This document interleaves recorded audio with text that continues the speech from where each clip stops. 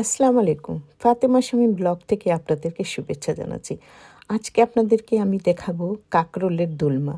তো আমি এই দোলমাটা কিভাবে বানাচ্ছি চলুন আমার সাথে। প্রথমে আমি এখানে কাঁকরোল নিয়েছি, তারপরে এগুলি বুটা ফেলে পানি দিয়ে ভালো করে ডলে ডলে ধুয়ে নিয়েছি। কাঁকরোলের এই যে বাহিরে দানা, এগুলির মধ্যে ময়লা থাকে, মাটি থাকে, এগুলি আমি ভালো করে হাত দিয়ে ডলে ডলে অনেক ভালো করে পানি দিয়ে ধুয়ে নিয়েছি। তারপরে এগুলিকে আমি দুই টুকরো করব। দুই টুকরো করে এগুলিকে আমি একটা হাঁড়িতে সিদ্ধ বসাবো। তো সিদ্ধ করার আগে আমি একটি কড়াই চুলায় দিয়েছি, 1 চামচ লবণ দিয়েছি এটার মধ্যে। তার মধ্যে আমি পানিটা একটু লবণটা মিক্সড করে এর মধ্যে আমি এই কাটা কাঁকরোলগুলো দিয়ে দিব সিদ্ধ করার জন্য। তো তিন চার ঘন্টা লাগবে এটা সিদ্ধ হতে, বেশিক্ষণ লাগে না সিদ্ধ হতে। তারপর সিদ্ধ হলে আমি এটা উঠিয়ে নিব পানির থেকে। এই যে দেখুন সিদ্ধ হয়ে গেছে।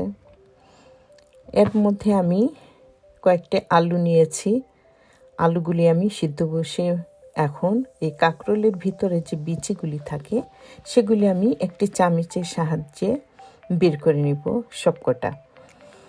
এই বিচিগুলা চাইলে আমি আবার এর ভিতরে যে পুর দিব, চাইলে আমি এটা পুর দিতেও পারি।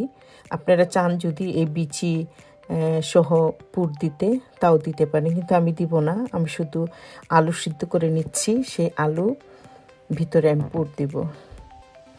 তার মধ্যে আমি এখন আমার কিছু সরিষা বাটা লাগবে। আমার বাসায় একটা বোতলে সরিষা পেস্ট থাকে, তো আজকে আমি ইচ্ছে করে এই যে দানাগুলি দিচ্ছি, আর এর মধ্যে আমি একটু সামান্য লবণ দিয়ে দিলাম।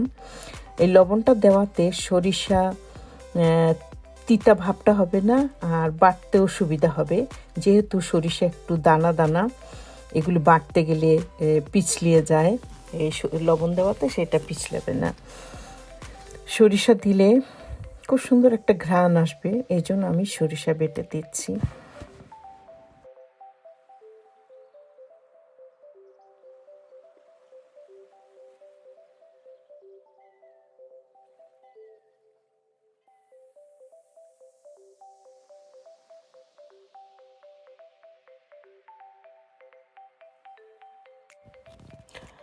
এখন আমার সরিষাগুলি বাটা হয়ে গেছে।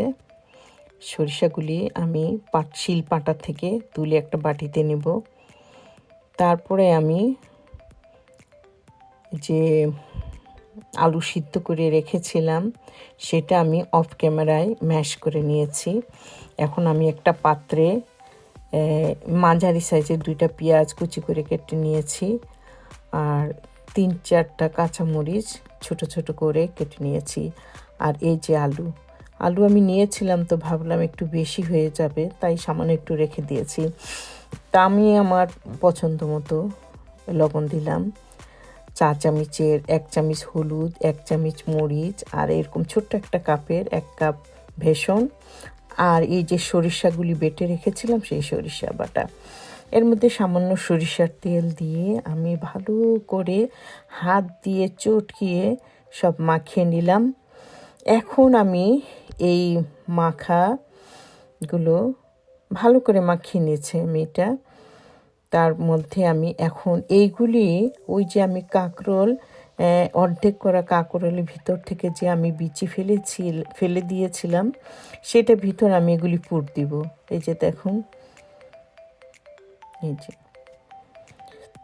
এগুলি আমি ভালো করে হাত দিয়ে চেপে চেপে বসিয়ে দিব, যাতে এটা তেলে যখন ভাজবো যাতে বের না হয়। সুন্দর করে আমি বসে দিয়েছি। সবকটা হয়ে গেছে। এখন এগুলো আমার ভাজার পালা। তো দেখুন কি সুন্দর। এখানে আমি 6টি কাঁকরোল নিয়েছি। তো সবকটাই আমি এই পুর দিয়েছি। এখন আমি ফ্রাই প্যানে ভাজবো।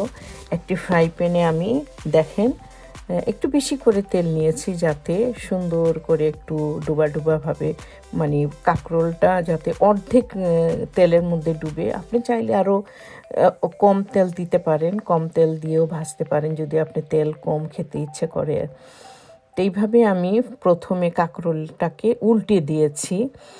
উল্টে দেওয়াতে আপনার ওই যে পুর দিয়েছি সেটা কাঁকরোলের সাথে বসে যাবে আর খুলে পড়বে না। এখন আমি একটি চামচের সাহায্যে এগুলি সুন্দরভাবে আস্তে আস্তে করে আমি আলতোভাবে ভেজে নিব। এক পিঠ হয়ে গেছে, তারপর আপনার কাঁকরোলের উল্টা পিঠটা দিয়েছি তেলে। এভাবে করে আমি সব কাঁকরোলগুলি ভেজে তুলে নিব।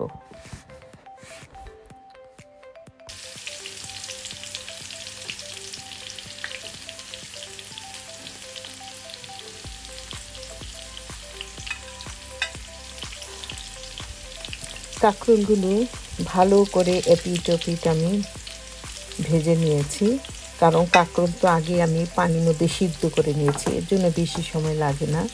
মানে হালকা বাদামি কালার হয়ে গেলে আমি এগুলোকে উঠিয়ে নেব। এখন দেখেন আমার কাঁকরোল ভাজা হয়ে গেছে। আমি একটা সার্ভিং ডিশের মধ্যে সেগুলো সাজিয়ে নিয়েছি। দেখুন কত সুন্দর লাগতেছে। আপনারা এই কাঁকরোলের দুলমাটা ঠিক এইভাবে করে খাবেন, অনেক মজা। যে খেতে চায় না কখনো সে কিন্তু একবার খেলে বারবার খেতে চাইবে। আপনাদের কাছে ভালো লাগলে এইভাবে করে খাবেন। তো আপনাদের সবাইকে শুভেচ্ছা জানাচ্ছি। ভালো থাকুন। আল্লাহ হাফেজ।